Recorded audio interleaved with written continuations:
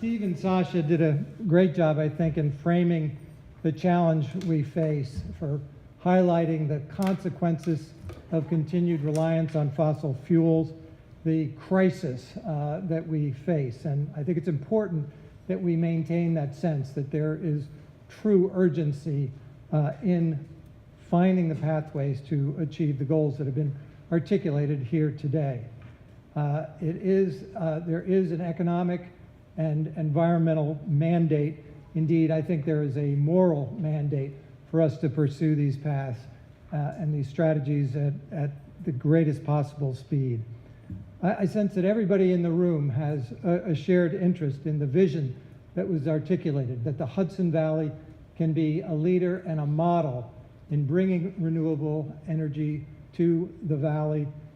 while protecting the region's spectacular natural resources, the environmental quality that we have, and the quality of life. And by working toward this shared vision, we can do our part in reducing our carbon emissions, achieving the governor's renewable energy goals and carbon reduction goals. And what I heard today inspired me and made me feel that the Hudson Valley can indeed be such a leader and a model for other areas of the country. We're fortunate that Governor Cuomo has articulated these aggressive but achievable goals, but also provided this ever progressive set of regulatory mechanisms within which we can pursue those, and also provided through NYSERDA and other agencies technical assistance and resources. I think the sense of the New Deal perspective, the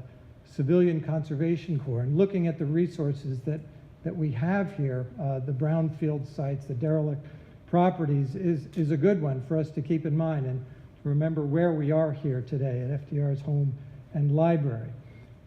We've also heard about the importance of efficiency. That's absolutely critical, of compact development and of maintaining the forest and agricultural resources that we have here while we pursue renewables, and specifically solar. One of the key themes that I heard today was the importance of our municipal leaders to prepare their communities for those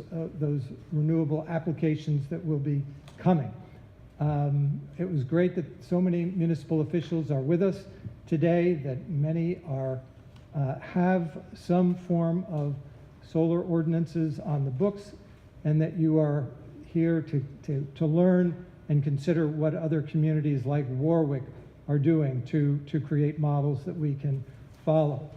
It was helpful to hear from Jessica from PACE that we avoid the Frankenstein solar laws that could become obstacles to actually achieving our renewable goals. And to hear from both the developers and other NGOs involved in this process about the intricacies of the seeker and Article 10 process. And I think those who are going before town boards, either as citizens or serving on lead agencies, planning boards, can keep in mind these shared objectives of protecting our resources, but doing everything possible to make those processes as efficient as possible, so that we don't end up having the reviews become a major obstacle, a stumbling block to achieving our renewable objectives. The New York Solar Guidebook for local government that Jessica brought to our attention may be helpful in avoiding those obstacles. It sounds like there may be an opportunity to take a look at Article 10 and look for opportunities for reform, so that renewables, and specifically solar, can get the accelerated attention that I think they warrant. We hope that the Scenic Hudson Clean Energy, Clean Community Guide and the principles therein is helpful to you. It's something that will keep us focused on the principles of siting on brownfields and developed areas, avoiding the impacts on the cultural, historic, and cultural resources and ecological resources that make the Hudson Valley such a unique place, and to getting us to focus on the regional and landscape scales in our planning. We all have a shared interest in ensuring that agriculture remains viable in the Hudson Valley, and that farmers have the opportunity to participate in renewable development, both to supplement their income, to ensure their viability, but also to contribute their perspective, their resources to being part of the solution. Scenic Hudson, on a parallel track, is working with the agricultural community and other land trusts in engaging farmers on regenerative farming, farming that will maintain the carbon in the ground while continuing the Hudson Valley as a very productive agricultural region.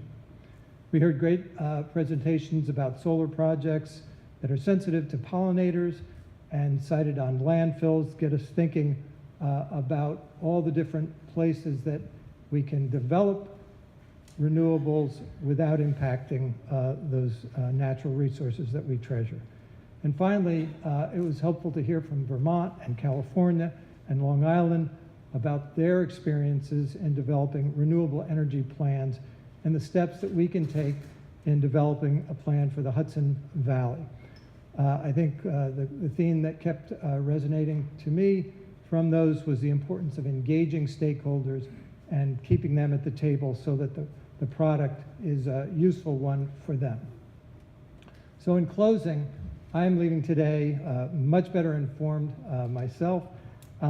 very hopeful and inspired that we are going to be able to achieve that goal of the Hudson Valley as a leader and model of achieving renewable goals and protecting the incredible resources that we have that make the Hudson Valley such a wonderful place to live and work. So by continuing to work together